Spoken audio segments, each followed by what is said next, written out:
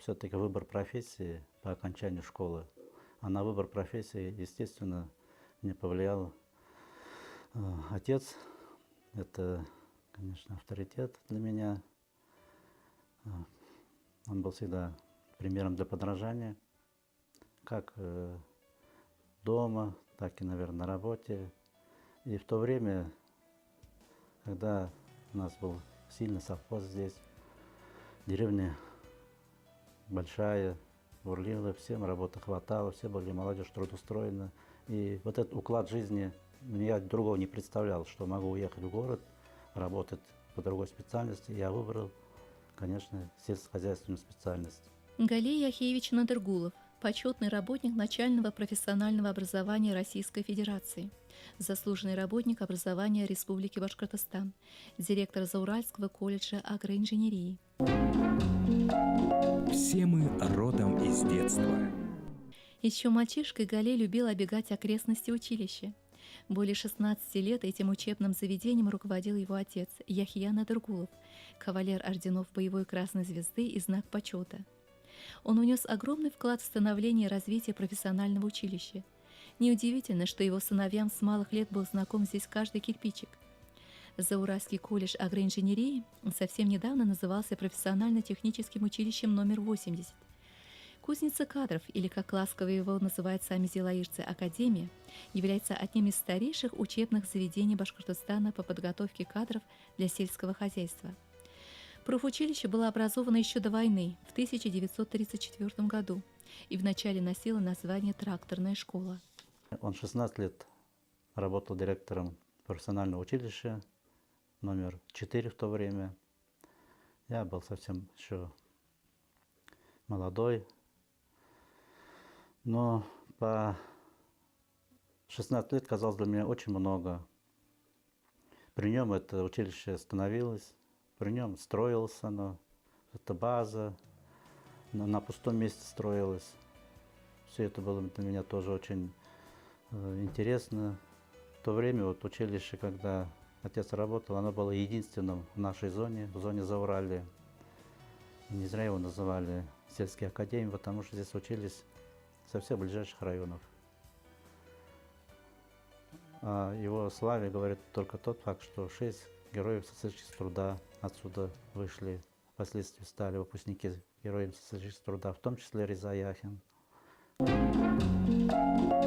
Начало пути. А задолго до руководства Юлдыбаевским училищем, а затем колледжем, в жизни Гали Надыргулова была учеба в Башкирском государственном сельскохозяйственном институте, после окончания которого молодого специалиста направили на работу инженером в родной совхоз Юлдыбаевский.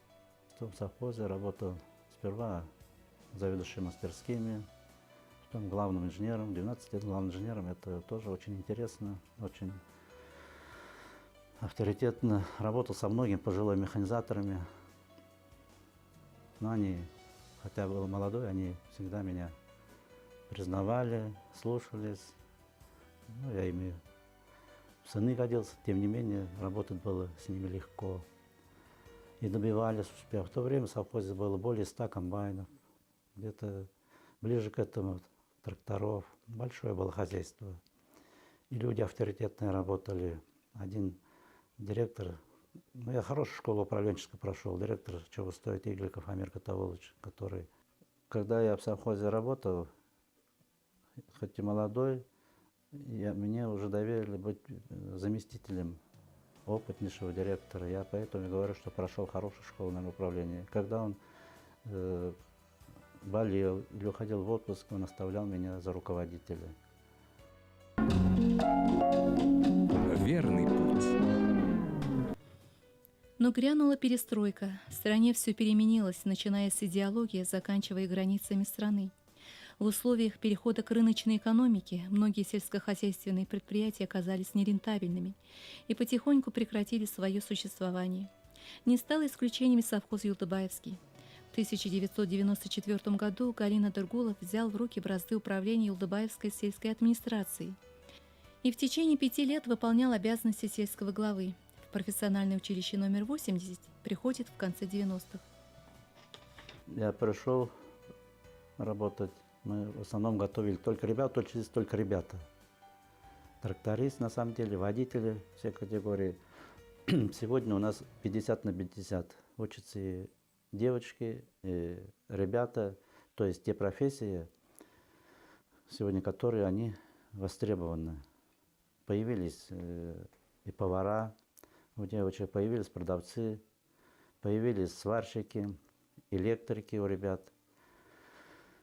Ну, ничего на месте не стоит, все меняется, жизнь меняется, меняется уклад, наши отношения ко всему. Но тем не менее сегодня и работать, и жить интересно. Когда я начал работать, первым вопросом стал, конечно, общежитие. Времена меняются, без общежития уже невозможно было. И мы сумели эту проблему решить совместно с руководством района, с Министерством образования. Мы сумели добиться, чтобы было построено 2 прекрасных благоустроенных общежития. Пожалуй, многие удивятся тому, что обучение и проживание в колледже бесплатные. В недавнем прошлом Юлдыбаевское училище было чуть ли не единственной кузницей кадров для всего Зауралья, выпуская каждый год до 800 специалистов. Сегодня и в соседних районах открылись учебные заведения, поэтому в последние годы контингент учащихся стал меньше, а спектр профессий, напротив, больше.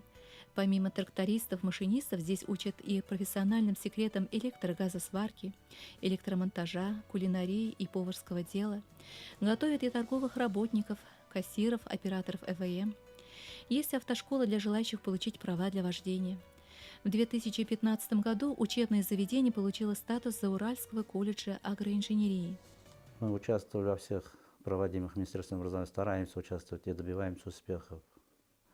У нас очень почетным это сегодня также является это конкурс пахарей молодых среди наших студентов. Мы неоднократно выигрывали республиканское первенство, принимали российскую олимпиаду. Единственный раз в Башкирии проводился, оно проводилось здесь, у нас. Это тоже большое доверие. И здесь как раз наш учащийся занимал почетное 2-е место по России. Есть стипендиаты президента правительства Республики Башкортостан. У нас имеются дипломы тоже правительства Республики Башкортостан. У нас хорошее учебное хозяйство. Раз у нас направление сельскохозяйственное, мы должны учить практически ребят по профессии. Не только теория, практически. Вот на полях мы как раз этим и занимаемся. Коллектив, он как сложился, я не знаю. Наверное, вот эти наши общие дела, успех, он сплачивает. На самом деле мы многого добились. Выиграли грант на 20 миллионов, базу обновили. Если бы сегодня этого не было, было бы тяжело, конечно. Счастливый билет. Забота и дело у руководителя всегда не впроворот. Конечно, не обходится и без нервотрепки и неудач. Вот тогда все решает погода в доме. Уставшему сердцу необходима та самая отдушина – семья. К счастью, тыл у Гали Яхевича крепкий. С Минзалей Минигалеевной они по жизни идут рука об руку вот уже 38 лет. Подросли дети Розалия и Бахтияр. Юлдбаев в Доме культуры ансамбль «Виа». Он там играл на гитаре. Так и познакомились. Обратил внимание, наверное, и на то, что он играет. Он не только играет, он и поет. Естественно, только в семейном кругу. Дочь самостоятельная, семья у нее самостоятельная.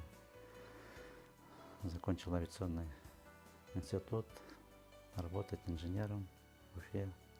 Сын в этом году закончил Уфимский нефтяной, хорошо завершил бакалавриат. Сейчас поступил на магистратуру, на бюджет, идет номером 1 по списку. Я думаю, в будущем он будет стараться, потому что старается. И по окончанию магистратуры будет стараться работать, проявит себя, все у него впереди. Больше времени на работе, помогает по дому. Он очень трудолюбивый человек, сам по натуре. И в саду, вот вы посмотрели, в саду, тоже в огороде, все это его труд. В основном я помогаю ему, он мне помогает. То есть все делаем мы вместе. и работаем, и отдыхаем вместе. Объездили Башкортостан практически везде, побыли, можно так сказать. Марадымская пещера, Капова пещера, Аскинском районе пещера, около костра сидим, что-то уху варим. Муж у меня на гитаре играет, с друзьями ездим, не одни, конечно, с друзьями, с родными. Настроение праздник. В чем смысл жизни? Служить другим и делать добро. С Аристотелем согласится каждый из нас. В то время как добрая половина человечества проводит в поиске своего предназначения долгие годы, а порой и всю жизнь, Галия Яхьевич Надыргулов еще мальчишкой понял свое счастье. А оно вот рядышком, в труде и упорстве, любви к родине, своим близким. Жизнь, она прекрасна. Ее надо ценить, ее воспринимать правильно, вот как она есть. Я сейчас не представляю, как бы судьба сложилась, если бы я, ну, допустим, после окончания института не вернулся бы в свою деревню. У каждого своя судьба, я счастлив. Я всю свою жизнь, трудовую жизнь связал со своей родной деревней. Радоваться надо. Каждому дню радоваться надо. Радоваться, что дети сегодня работают, учатся. Вообще жизнь прекрасная.